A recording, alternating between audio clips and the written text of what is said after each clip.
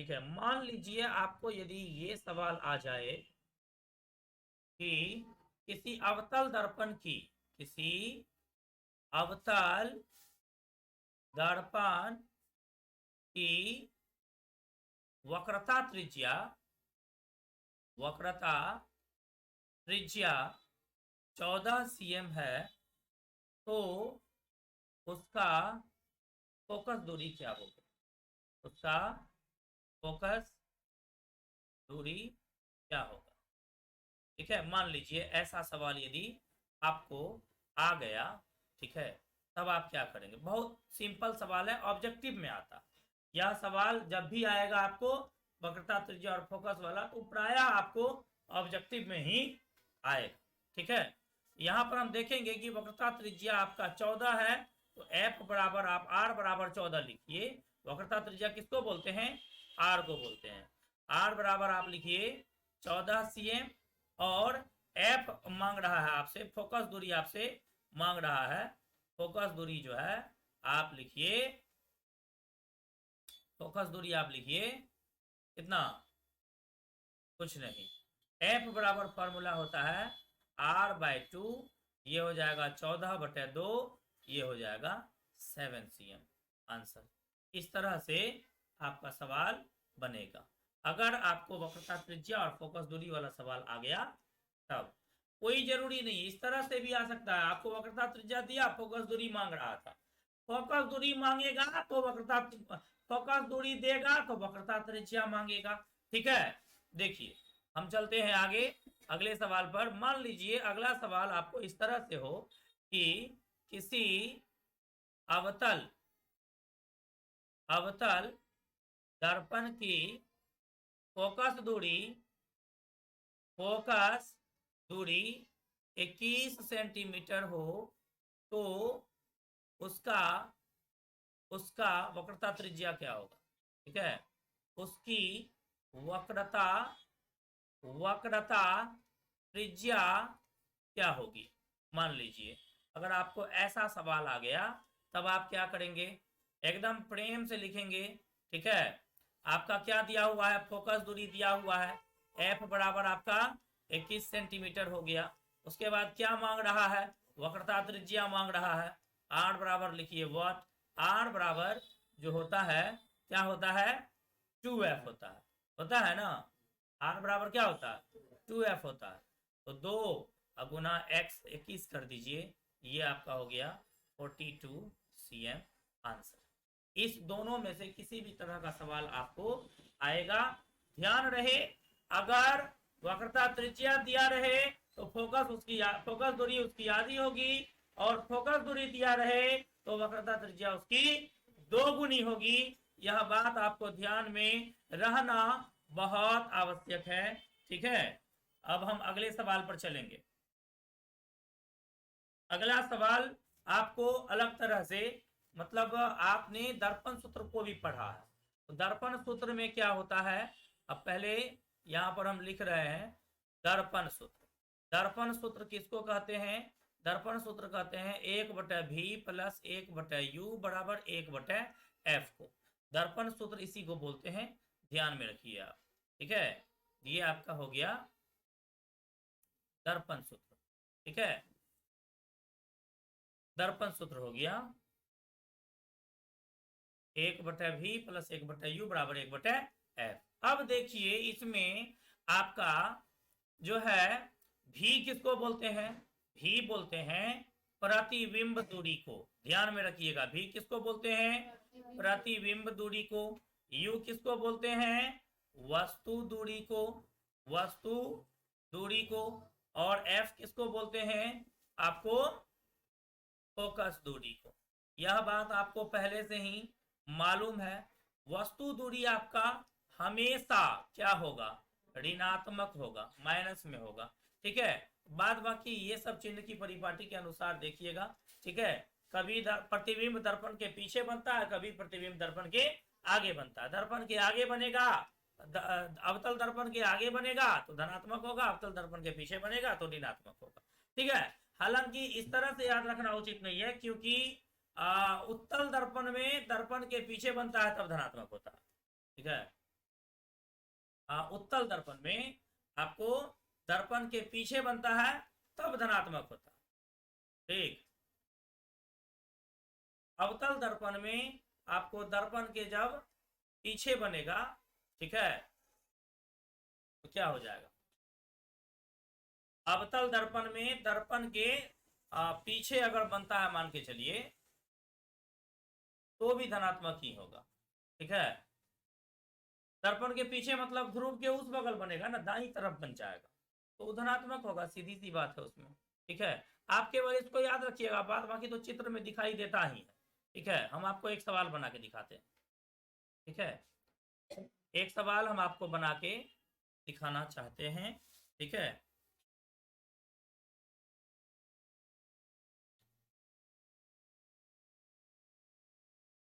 15 centimetre focus दूरी के अवतल दर्पण, देखिए क्या लिखा हुआ है, 15 सेंटीमीटर फोकस दूरी के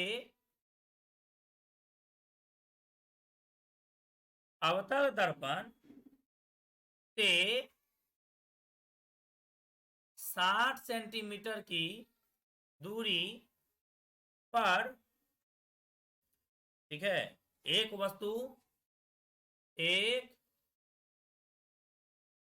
वस्तु का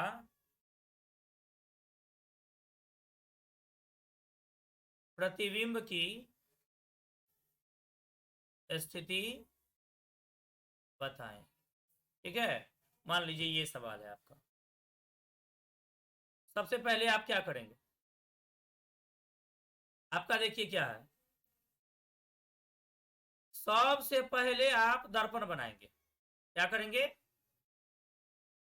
दर्पण बनाएंगे सबसे पहले।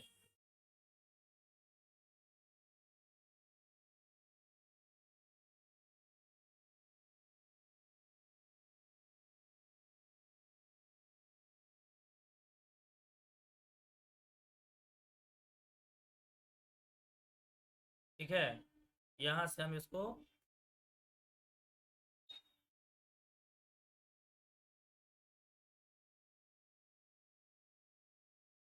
मिटा दिए।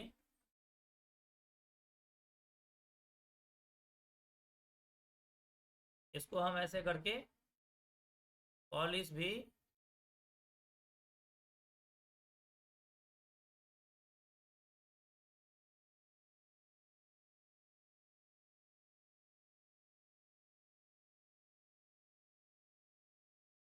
कर दिए। एम डैश आपका दर्पण हो गया। ठीक है,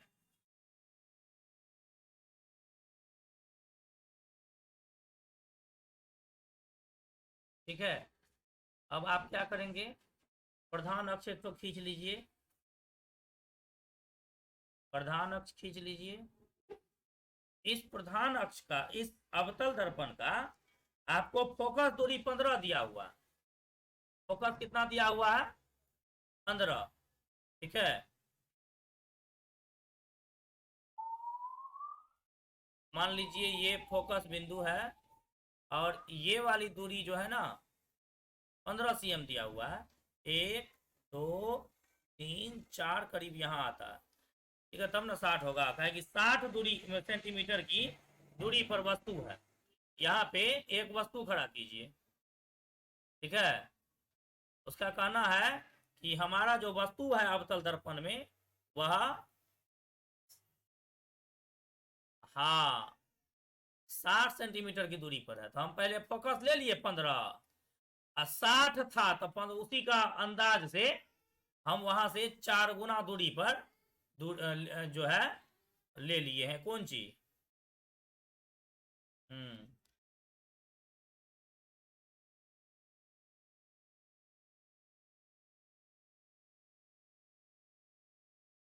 ठीक है, नहीं तो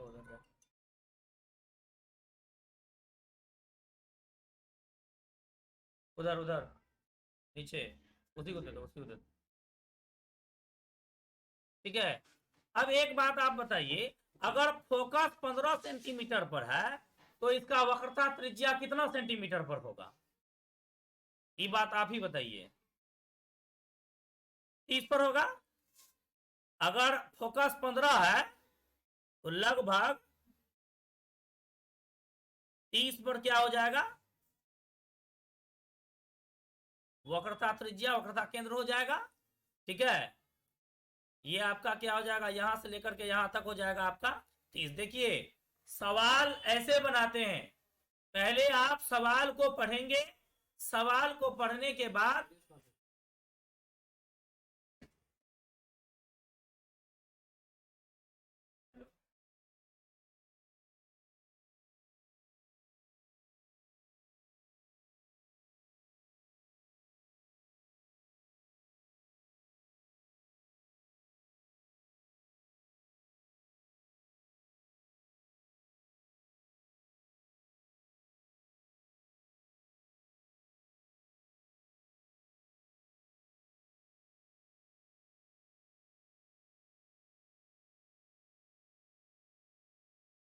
देखिए आपको,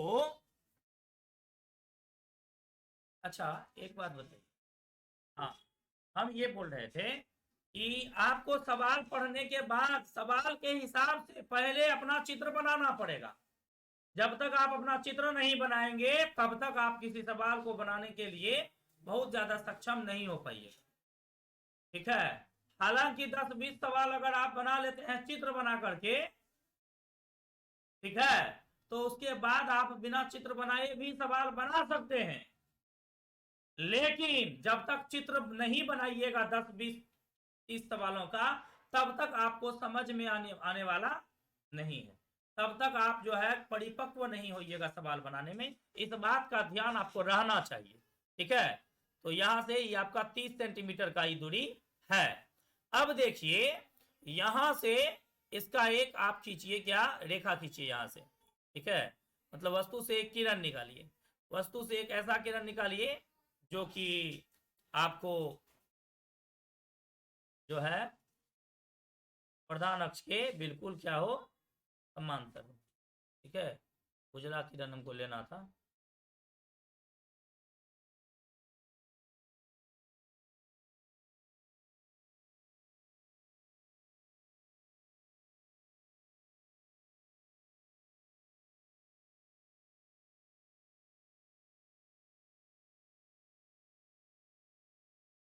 ठीक है, प्रधान अक्ष के समांतर एक किरण खींचेंगे।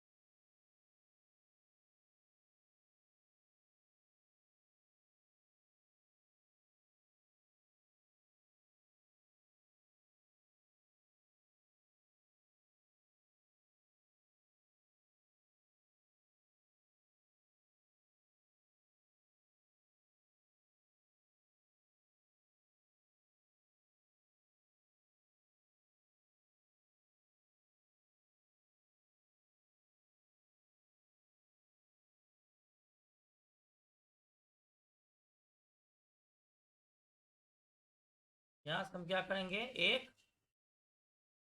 ऐसा किरण निकालेंगे जो प्रधान अक्ष के क्या हो, बिल्कुल समांतर हो। और जो किरण समांतर होती है वह किरण किधर से गुजरती है, हैं? फोकस दूरी से गुजार लीजिए उसको, फोकस बिंदु से गुजारेंगे, फोकस दूरी से नहीं।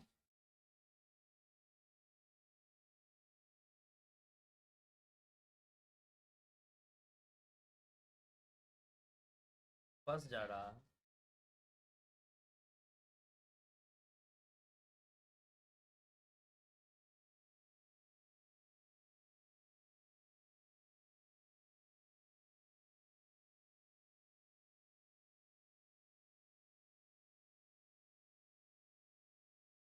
और एक किरण जो है आप क्या करिए, वक्रता केंद्र होकर के निकालिए। एक किरण कहाँ निकालेंगे, वक्रता केंद्र होकर, ऐसे।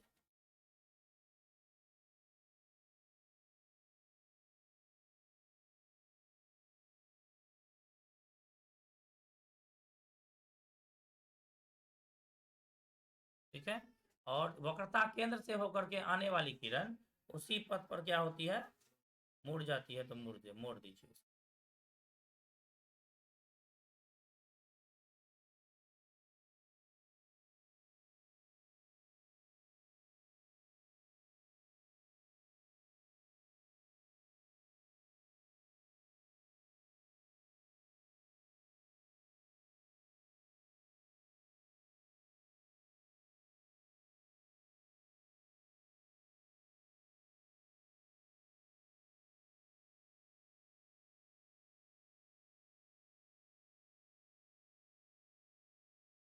ठीक है।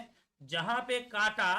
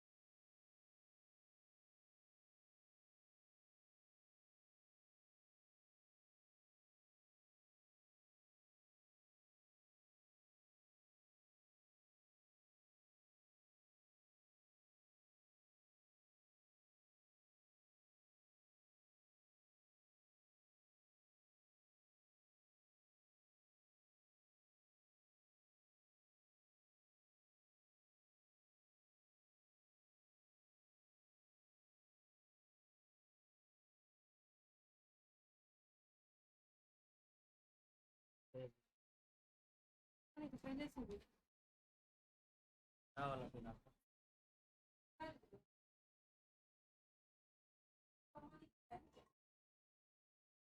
ठीक है। जहां पे काटा वहां पे क्या बनेगा, सिस्टम में तनी परेशानी आ गया है। ज़्यादा टाइम लग रहा है। ये आपका ए डैश बी डैश, इसको आप ए भी मान लेते हैं, तो ये आपका ए डैश बी डैश हो जाएगा। अब इसमें सवाल क्या है, वस्तु का प्रतिबिंब की स्थिति बताएं। ठीक है, स्थिति तो ये है कि प्रतिबिंब वक्रता केंद्र और फोकस के बीच बनेगा। स्थिति यही हुआ ना, स्थिति यही हुआ कि प्रतिबिंब कहां बनेगा, कितनी दूरी पर बनेगा, कितनी दूरी निकालेंगे तब निकलेगा। कहां बनेगा वो आपको चित्र में मालूम चल जाएगा। ठीक है, कहां, वक्रता केंद्र और फोकस के बीच बनेगा। ठीक है, चलिए अब हम यहाँ पे जो दिया हुआ है पहले उसको लिख लेते हैं। क्या दिया हुआ है, पी लिए ले जाओ। क्या दिया हुआ है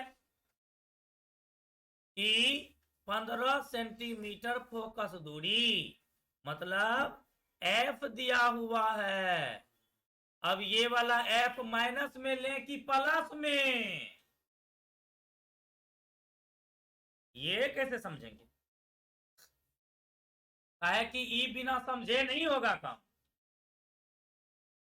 ये आपका क्या है, ध्रुव के बाईं ओर क्या होता है, माइनस में होता है। ठीक है, प्लस में नहीं होता है। ध्रुव के दाईं ओर होता है प्लस में, बाईं ओर होता है माइनस में। फोकस आया है ध्रुव के बाईं ओर। ठीक है, ई है आपका 60 सेंटीमीटर की दूरी पर एक वस्तु। एक बात बताइए, 60 सेंटीमीटर की दूरी पर जब वस्तु होगी, 60 सेंटीमीटर की दूरी पर जब वस्तु होगी, ठीक है, तो u बराबर हो जाएगा 60 सेंटीमीटर। लेकिन इस वस्तु दूरी को तो भैया हमेशा से माइनस में लेना, क्योंकि ये ध्रुव के बाईं ओर ही हमेशा रहता। अब हमको कहता है प्रतिबिंब की स्थिति, प्रतिबिंब की दूरी को बोलते हैं भी, हमको निकालना है भी। लिखेंगे दर्पण सूत्र से, क्या लिखेंगे, दर्पण सूत्र से 1/v प्लस 1/u बराबर 1/f। 1/v क्या हो जाएगा, नहीं जानते हैं। 1/u क्या हो जाएगा, 1/-60। 1/f क्या हो जाएगा, 1/-15। 1/v रहने दीजिए, प्लस माइनस माइनस 1/60 बराबर -1/15। कोई दिक्कत इतना समझने में। चलिए अगले पेज में चलेंगे। 1/v माइनस 1/60 बराबर -1/15। चलिए यही काम हम यहाँ पे करेंगे।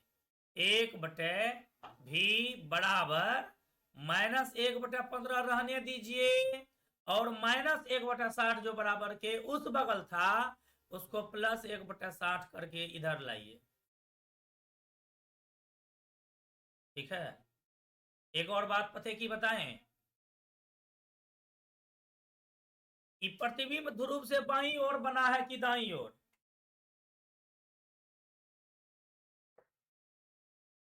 प्रतिबिंब ध्रुव से बाईं ओर बना ना, तो प्रतिबिंब का भी मान माइनस में निकलना चाहिए, क्योंकि बाईं ओर जो है तब माइनस है। आइए देखते हैं आंसर में निकलता है कि नहीं हमको। ये आपको 15 और 60 का लघुत्तम 60 हो जाएगा। 15 चौके 60, 1 चौके 4, भिन्न का जोड़ घटाओ जिसको नहीं आएगा वो उससे नहीं बनेगा। यहाँ पे 60 एका 60, 1 एका 1, 1/v बराबर -3/60। काटने के लिए आप काट सकते हैं, 3 का 3, 20 दिया 60, 1/v बराबर 1/20। अब ये आपका v गुना 1 बराबर v, 20 गुना 1 बराबर 20, माइनस यहीं दे दीजिएगा, माइनस को गुना हम नहीं किए। v बराबर -20 सेंटीमीटर। इसका ये मतलब हुआ क्या कि प्रतिबिंब प्रतिबिंब दर्पण के आगे आपको माइनस में बनेगा और दर्पण के पीछे आपको प्लस में बनेगा।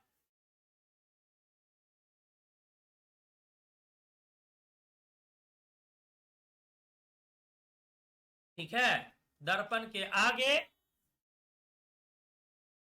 20 सेंटीमीटर की दूरी पर बनेगी।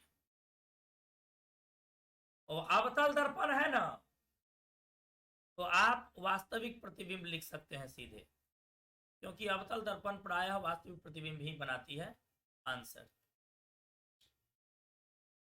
ठीक है।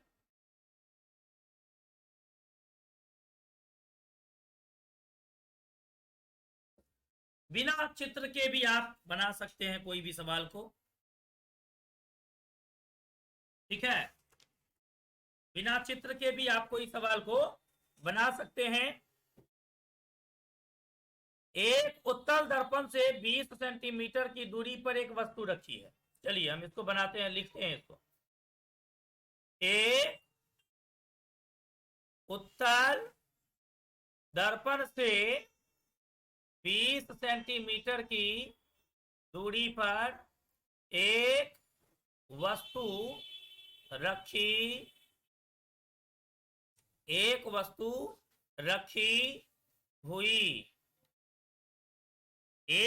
रखी हुई है। इसका प्रतिबिंब भी दिया है। इसका प्रतिबिंब दर्पण से 12 सेंटीमीटर की दूरी पर दर्पण के पीछे बनता है। दर्पण की फोकस दूरी निकालें। एकदम प्रेसे करके बता दिया क्या निकालना है। दर्पण की फोकस दूरी निकालें। एकदम प्रेसे करके बता दिया है आपको। ठीक है, एकदम आपको प्रेस करके ही बता दिया है। उत्तल दर्पण है। ठीक है, फिर हिला दिया है कोई शायद प्रोजेक्टर को, नहीं।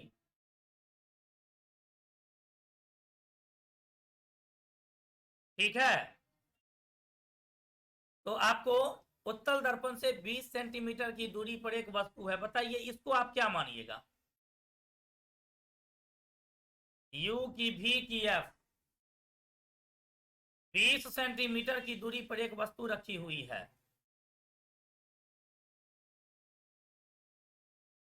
बोलिए, अगर वस्तु रखी हुई है तो वो वस्तु दूरी, जितनी दूरी पर वस्तु रखी हुई है वो क्या है, वस्तु दूरी। और जितनी दूरी पर प्रतिबिंब बना है वो क्या है, प्रतिबिंब दूरी। चूंकि उत्तल दर्पण है और उत्तल दर्पण में प्रतिबिंब किधर बनता है, दर्पण के पीछे। ठीक है, ध्रुव के दाईं ओर। उत्तल दर्पण में सारा प्रतिबिंब किधर बनता है, ध्रुव के दाईं ओर। तो प्रतिबिंब दूरी आपको लेना होगा प्लस में 12 सेंटीमीटर। ठीक है, मानिए ये आपका क्या है, ये आपका मानिए क्या है, ये तो अवतल दर्पण है। उत्तल दर्पण न चाहिए हमको। ठीक है, मानिए ये आपका क्या है, मानिए ये आपका है उत्तल दर्पण। ठीक है, ये आपका हो गया प्रधान अक्ष। ये आपका क्या हो गया, प्रधान अक्ष। ठीक है, और ये आपका हो गया वक्रता केंद्र, ये आपका हो गया फोकस दूरी। अब मान लीजिए यहाँ पर कोई वस्तु है, ये वस्तु यहाँ से इधर आएगी तो सॉरी, वस्तु का एक किरण जब इसके समांतर आएगा तो फोकस की दिशा में चले जाएगा उधर, और ये आपका हो जाएगा ऐसे, हो जाएगा ना। और उसके बाद एक और किरण आप लाएंगे वक्रता केंद्र से होकर के तो ऐसे जाएगा, यहाँ प्रतिबिंब बनेगा। तो ई आपका ध्रुव है, तो ध्रुव के दाईं ओर प्रतिबिंब बना ना, ध्रुव के दाईं ओर प्रतिबिंब बना। दाईं ओर बना तो प्लस में लेंगे प्रतिबिंब दूरी, ध्यान में रखिएगा। ठीक है, चलिए अब आपका हो गया एफ बराबर हमको ज्ञात करना है। लिखेंगे यहाँ दर्पण सूत्र से, क्या लिखेंगे, दर्पण सूत्र से, दर्पण सूत्र से, ठीक है। क्या हो जाएगा, 1/v प्लस 1/u बराबर 1/f, ठीक है। f हमको निकालना ही है तो इस दोनों का मान रख देंगे, 1/12 प्लस 1/-20 बराबर 1/f। तो ये हो जाएगा 1/12 माइनस 1/20 बराबर 1/f, ठीक है। तो 20 और 12 का लघुत्तम हो गया आपको कितना, 60 हो गया। 12 पंचे 60, 1 5 5, 20 3 60, 1 3 3, 1/f, ये आपका हो गया 2/60 बराबर 1/f, ठीक है। ये हो गया 2 एकम 2 2, 30 दूनी 60, ठीक है। तो ये आपका हो गया 1/30 बराबर 1/f, f को 1 से गुना करिए, आपका इधर 30 आ जाएगा, ठीक है।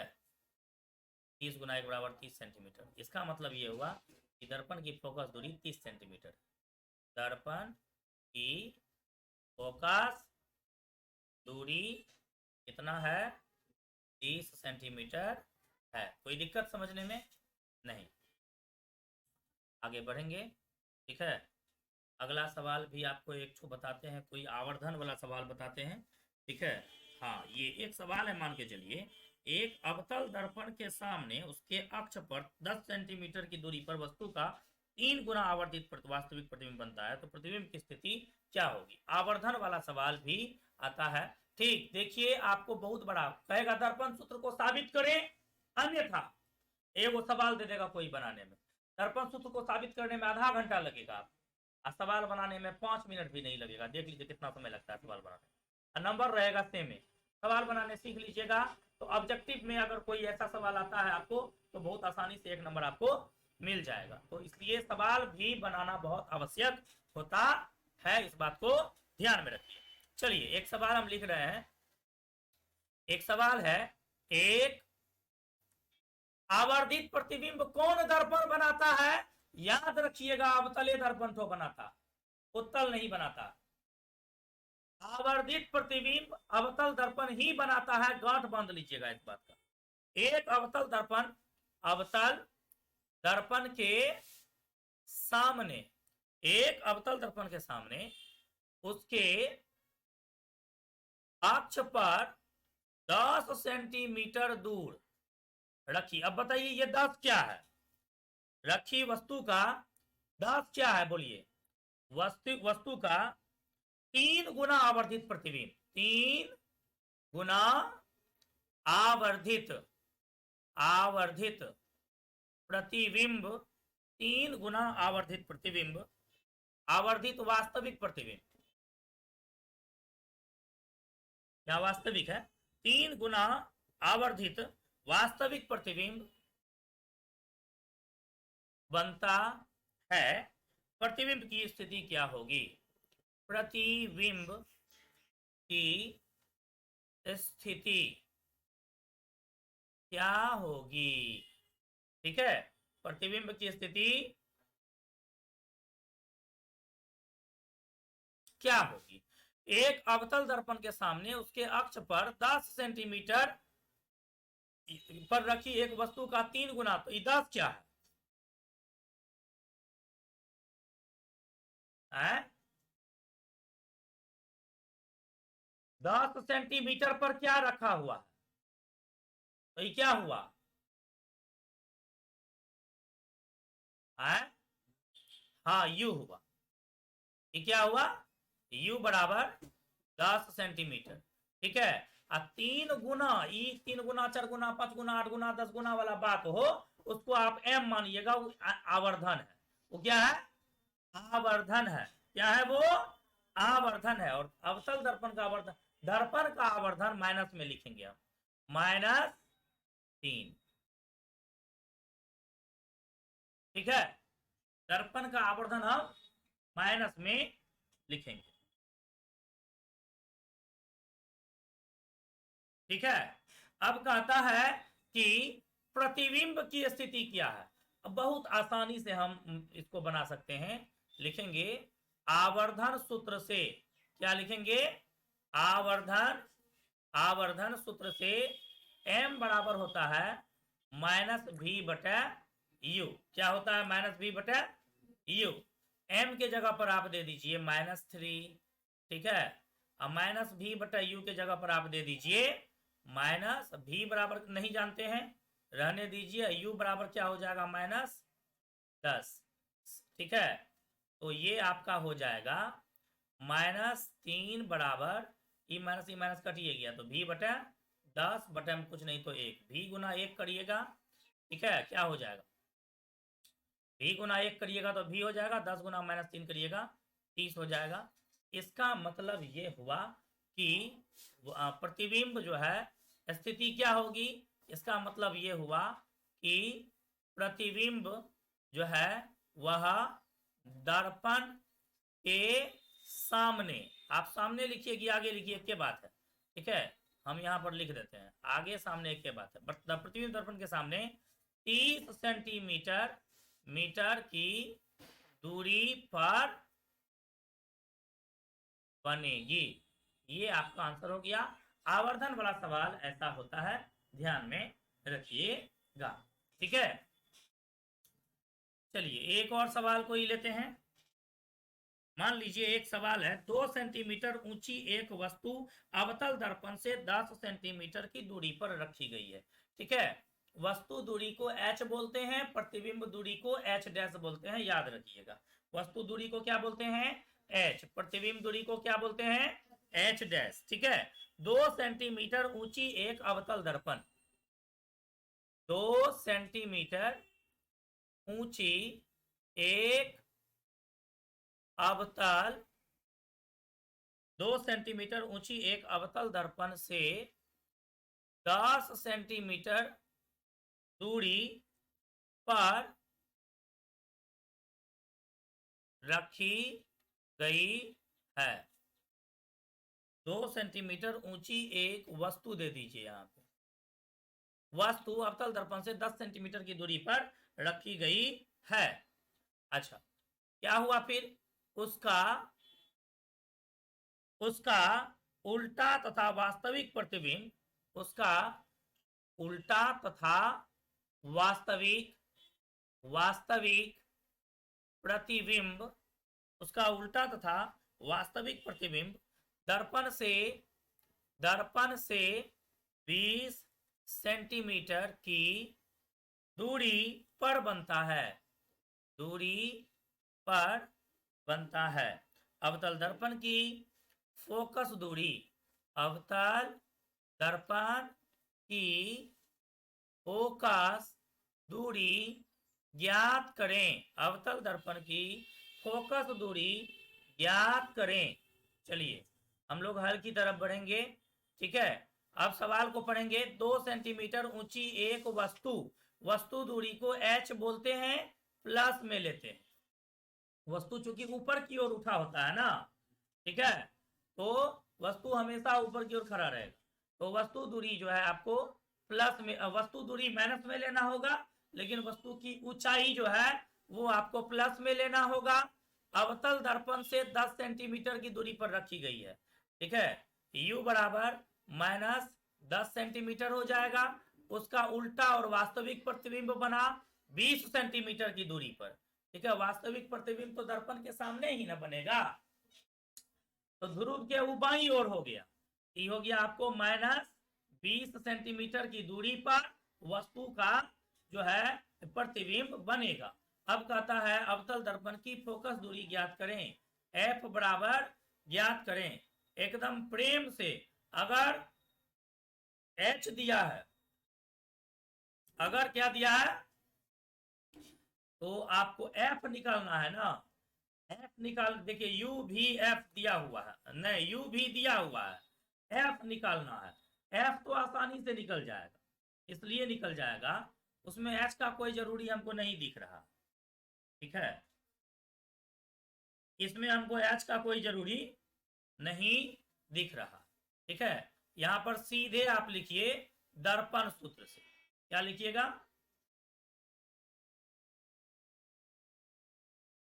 एकदम सीधे लिखिए आप, क्या, दर्पण, दर्पण सूत्र से।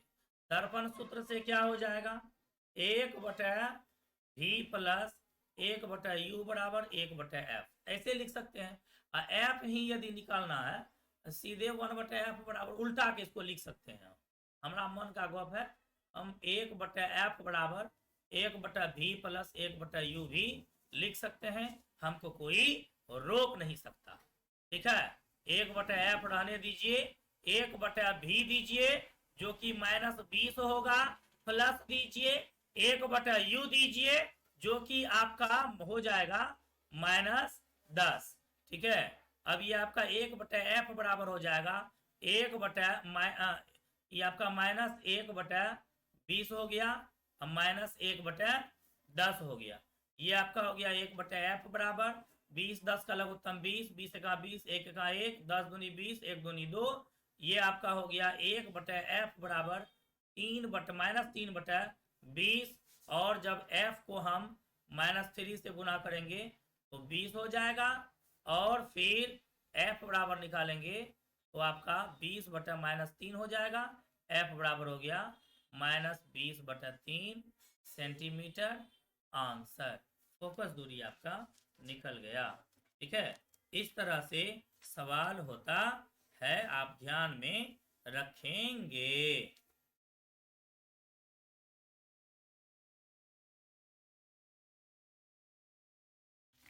ठीक है,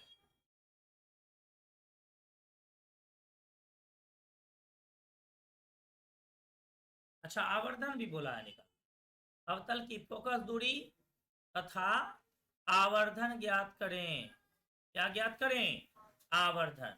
आवर्धन बराबर क्या होता है, आवर्धन m बराबर होता है -v/u। ठीक है, तो -v/u हो जाएगा, -v हो जाएगा माइनस इंटू -20 बटा u हो जाएगा -10। ये और ये कट गया, 10 दूनी 20 हो गया। आवर्धन बराबर हो गया -2। आवर्धन बराबर क्या हो गया, -2। ठीक है, देखिए आवर्धन बराबर यदि मान के चलिए आपको माइनस में निकल रहा है, ठीक है, तो इसका भी एक मतलब होता है। ठीक है, आवर्धन बराबर यदि आपको माइनस में निकल रहा है तो इसका मतलब हुआ कि प्रतिबिंब जो है ना उल्टा। प्रतिबिंब क्या है, उल्टा है। प्रतिबिंब क्या है, उल्टा है। आवर्धन प्लस में निकलेगा तो प्रतिबिंब सीधा। ठीक है, अब हम आपको कुछ बातों का मतलब बताना चाहते हैं। ठीक, कुछ बातों का मतलब बताना चाहते हैं। अगर आपको v का मान, v का मान ऋणात्मक आता है, ऋणात्मक आता है, ठीक है, तो इसका क्या मतलब होगा। ठीक है, v का मान यदि आपको ऋणात्मक आता है, इसका मतलब हुआ कि प्रतिबिंब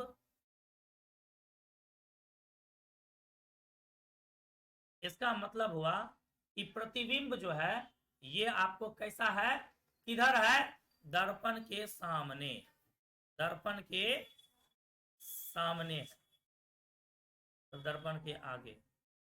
ठीक है, अगर आपको v का मान प्लस में आ गया, मतलब कि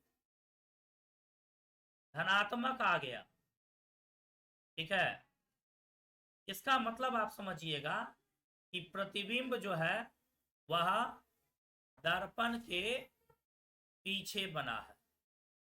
अगर आपको